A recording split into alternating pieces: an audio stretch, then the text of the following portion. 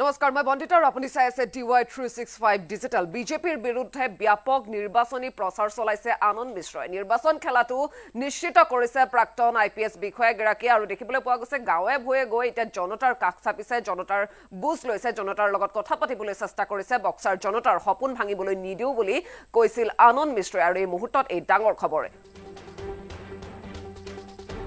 বিজেপিৰ বিৰুদ্ধে ব্যাপক নিৰ্বাচনী প্ৰচাৰ চলাইছে আনন্দ মিশ্ৰই নিৰ্বাচন খেলাটো নিশ্চিত কৰিছে প্ৰাক্তন IPS বিষয়াগৰাকীয়ে ঘোষণাৰ পিছতেই বক্সাৰত প্ৰচাৰ চলাইছে আনন্দ মিশ্ৰই গাঁৱে ভূঞে গৈ জনতাৰ কাষ চপাৰ চেষ্টা আনন্দ মিশ্ৰৰ বক্সাৰৰ জনতাৰ সপোন ভাঙিবলৈ নিদিও বুলি তেওঁ মন্তব্য কৰিছিল বিজেপিৰ পৰা টিকট নোপোৱাৰ পিছতে বক্সাৰৰ জনতাই সাব্যস্ত কৰিছিল প্ৰতিবাদ জনতাৰ প্ৰতিবাদৰ পিছতে নিৰ্দলীয়কৈ হলেও নিৰ্বাচন খেলাৰ ঘোষণা এটা দিনে নিশাই প্ৰচাৰ অভিযানত ব্যস্ত হৈ পৰিছে আনন্দ মিশ্ৰ এই মুহূৰ্তৰ আটাইতকৈ ডাঙৰ খবৰ বিজেপিৰ বিৰুদ্ধে এতিয়া ব্যাপক নিৰ্বাচনী প্ৰচাৰ চলাইছে আনন্দ মিশ্ৰই ঘোষণাৰ নিৰ্বাচন খেলাটো প্ৰায় নিশ্চিত কৰিছে প্ৰাক্তন IPS বিষয়াগৰাকীয়ে ঘোষণাৰ পিছতে বক্সাৰত প্ৰচাৰ চলাইছে আনন্দ মিশ্ৰই গাঁৱে ভূঞে গৈ জনতাৰ কাষ চাপিছে জনতাৰ সৈতে কথা পাতিবলৈ চেষ্টা কৰিছে প্ৰাক্তন IPS বিষয়াগৰাকীয়ে বক্সাৰৰ জনতাৰ সপোন ভাঙিবলৈ নিদিও বুলি তেওঁ মন্তব্য কৰিছিল বিজেপিৰ পৰা টিকট নোপোৱাৰ পিছতে এতিয়া দেখিবলৈ পোৱা গৈছিল জনতাই প্ৰতিবাদ সাব্যস্ত কৰিছিল আৰু জনতাৰ প্ৰতিবাদৰ পিছতেই নিৰ্দলীয়কৈ হলেও নিৰ্বাচন খেলাৰ ঘোষণা আৰু বৰ্তমান সময়ত এটা গাঁৱে ভূঞে গৈ এটা কথা পাতিবলৈ চেষ্টা কৰিছে জনতাৰ সৈতে প্ৰাক্তন IPS বিষয়াগৰাকীয়ে বিজেপিৰ বিৰুদ্ধে এতিয়া নিৰ্বাচনী প্ৰচাৰ চলাইছে আনন্দ মিশ্ৰই দিনে নিশাই প্ৰচাৰ অভিযানত ব্যস্ত হৈ পৰিছে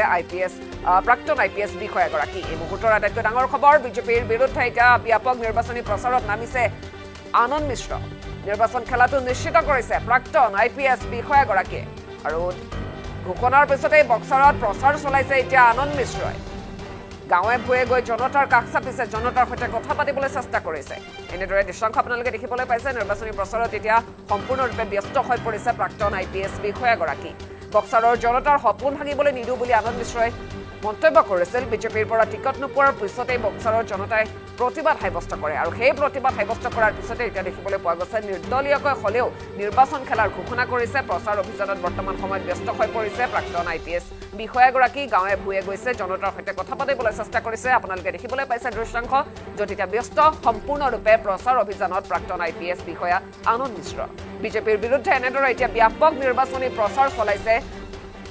আনন্দ মিশ্ৰই নিৰ্বাচন খেলাটো বৰ্তমান সময়ত নিশ্চিত কৰিছে প্ৰাক্তন IPS বিষয়াগৰাকীয়ে নিৰ্বাচনী প্ৰচাৰত এতিয়া সম্পূৰ্ণৰূপে ব্যস্ত আৰু এনেদৰে গাঁৱে ভূঞে গৈ সকলো স্থানতে আচলতে জনতাৰ সৈতে কথা পাতিবলৈ চেষ্টা কৰিছে জনতাৰ বুজ লৈছে তেওঁলোকৰ সমস্যা জানিবলৈ তেওঁ চেষ্টা কৰা দেখিবলৈ পোৱা গৈছে সম্পূৰ্ণৰূপে এনেদৰে এতিয়া ব্যস্ত হৈ পৰিছে নিৰ্বাচনী প্ৰচাৰত বিজেপিৰ বিৰুদ্ধে ব্যাপক নিৰ্বাচনী প্ৰচাৰ চলাইছে প্ৰাক্তন IPS বিষয়া আনন্দ মিশ্ৰই আৰু বৰ্তমান সময়ত নিৰ্বাচন খেলাটো সম্পূৰ্ণৰূপে নিশ্চিত কৰিছে IPS বিষয়াগৰাকীয়ে ঘোষণাৰ প্ৰাক্তন IPS বিষয়াগৰাকীয়ে এটা নিশ্চিত কৰা দেখিবলৈ পোৱা গৈছে ঘোষণাৰ পিছতে যেহেতু বক্সাৰত প্ৰচাৰ চলাইছে আনন্দ মিশ্ৰই গাঁৱে ভূঞে গৈ জনতাৰ কাষ চপাৰ চেষ্টা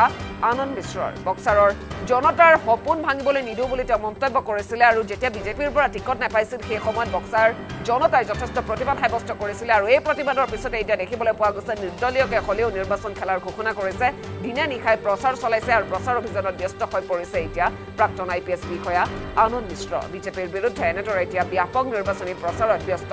প্ৰাক্তন IPS বিষয়াগৰাকী ঘোষণাৰ পিছতেই বক্সাৰত প্ৰচাৰ চলোৱা আমি দেখিবলৈ পাইছো নিৰ্বাচন খেলাটো নিশ্চিত কৰিছে প্ৰাক্তন IPS বিষয়াগৰাকীয়ে গাঁৱে ভূঞে গৈছে জনতাৰ সৈতে কথা পাতিছে জনতাৰ সমস্যাৰ বুজ লৈছে এতিয়া প্ৰাক্তন IPS বিষয়াগৰাকীয়ে এনেদৰে কথা পাতিবলৈ চেষ্টা কৰা দেখিবলৈ পোৱা গৈছে আৰু সম্পূৰ্ণৰূপে প্ৰচাৰ অভিযানত ব্যস্ত হৈ পৰিছে বিজেপিৰ বিৰুদ্ধে প্ৰাক্তন IPS বিষয়া আনন্দ মিশ্ৰ আমাৰ ওচৰত মন্তব্য আছে তেওঁ মন্তব্য কৰিছিলে কি মন্তব্য শুনাব বিচাৰিছো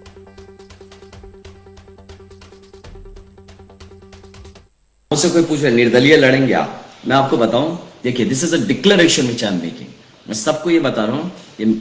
मैंने अपना रास्ता तय कर लिया है सोशल सर्विस में आया हूं, मैं पॉलिटिकल रास्ते से काम करना चाहता हूं। मैं यहां पे मन बना लिया कि मुझे इलेक्शन लड़ना है, तो आप सब जान लीजिए कि यस,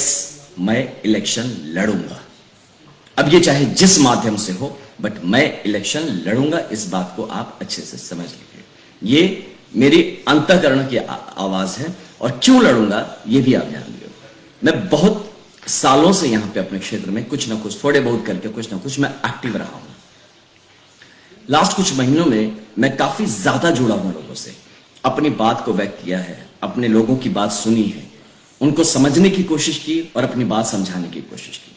इसमें हम समाज में यानी जनता में और मुझ में एक रिलेशन बिल्डअप हुआ, जिसमें कि काफी सारे भावनाओं का आदान प्रदान हुआ, आशाएं डेवलप हुई, कुछ उम्मीदें जागी, कुछ कमिटमेंट्स बने। और अगर सडनली हम इसी पे काम कर रहे थे कि शायद मेरे विचारधारा के हिसाब से एक पर्टिकुलर पार्टी से मुझे टिकट मिलता और मैं लोगों का सेवा करता और एक बड़े विजन जो देश पे चल रहा है उस विजन को और स्ट्रांगली इंप्लीमेंट करने की काबिलियत लेके आया था, और यहाँ पे मैं स्ट्रांगली इंप्लीमेंट करता पब्लिक इंटरेस्ट में। वो रास्ता नहीं हुआ, लेकिन वो कमिटमेंट तो है। लोगों के साथ जो एक मेरा अंडरस्टैंडिंग है, जो भाव जुड़ा है, उसको मैं कैसे छोड़ूं, उसको मैं कैसे दागा देता हूं, उसको मैं कैसे कह दूं कि यार जो बात हुई थी बस बात हुई थी, टिकट पर डिपेंडेंट था मेरा आपके लिए सर्विस ओरिएंटेशन। ये तो गद्दारी होगी ना मुझसे। मैं कैसे, फिर मेरा गांव है, मेरा घर है, मुझे आना है, मुझे लोगों से, इन्हीं लोगों से मिलना है, इनके बीच ही रहना है, कैसे कर सकता मैं गद्दारी। इसीलिए हमारे सारे लोगों से मैं मिला, मैं जहां जहां गया सब लोगों ने मुझे यही कहा कि भैया अब ये जो बात है ये बक्सर के सम्मान की बात है, या मेरे पर्सनल सम्मान की भी बात है, मेरा पर्सनल सेल्फ रिस्पेक्ट की बात है। मैं इसलिए मैंने थोड़ा वक्त लिया कि देखते हैं कि इसको कैसे आगे बढ़ना है, कैसे करना है। तो अनफॉर्चुनेटली मुझे कोई इसके रिगार्डिंग कोई गाइडेंस नहीं मिला। तो गाइडेंस नहीं मिला तो मैं ऐसे हाथ पे हाथ धरे तो बैठ नहीं सकता हूं। लोग मुझसे रोज पूछ रहे हैं मतलब कि भाई आप क्या कर रहे हो, आप हमें धोखा देने वाले हो क्या, आपसे बातें हुई थी, हमने कुछ सपने देखे थे अपने इस क्षेत्र के डेवलपमेंट को लेके, हमने कुछ प्लान्स बनाए थे, उसका हुआ क्या भैया, आप क्या कर रहे हैं, सारा का सारा youth, how can I ditch them. तो मैंने फाइनली हमने डिसाइड किया कि नहीं, ये इलेक्शन मैं नहीं लड़ूंगा, ये इलेक्शन बक्सर की जनता लड़ेगी। मैं सिर्फ एक उनके लिए चेहरा हूं, एक नाम हूं,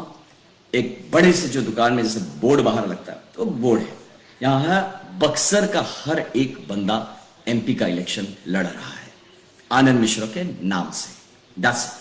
तो इस बात से मैं अपील भी करूंगा कि यह बक्सर के सम्मान की लड़ाई है। मैंने जो प्रण किया था, मैंने जो आपसे घूम घूम के जब मिला, जब मैं जो भाव व्यक्त किया था, उससे मैं पीछे नहीं हटूंगा। आई एम श्योर कि हमारी बक्सर की जनता भी उससे पीछे नहीं हटेगी।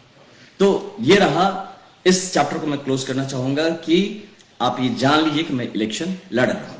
इस पे लेके आप दुविधा में ना रहेंगे, भैया आप इलेक्शन लड़ेंगे नहीं लड़ेंगे, कैसे लड़ेंगे, क्या लड़ेंगे।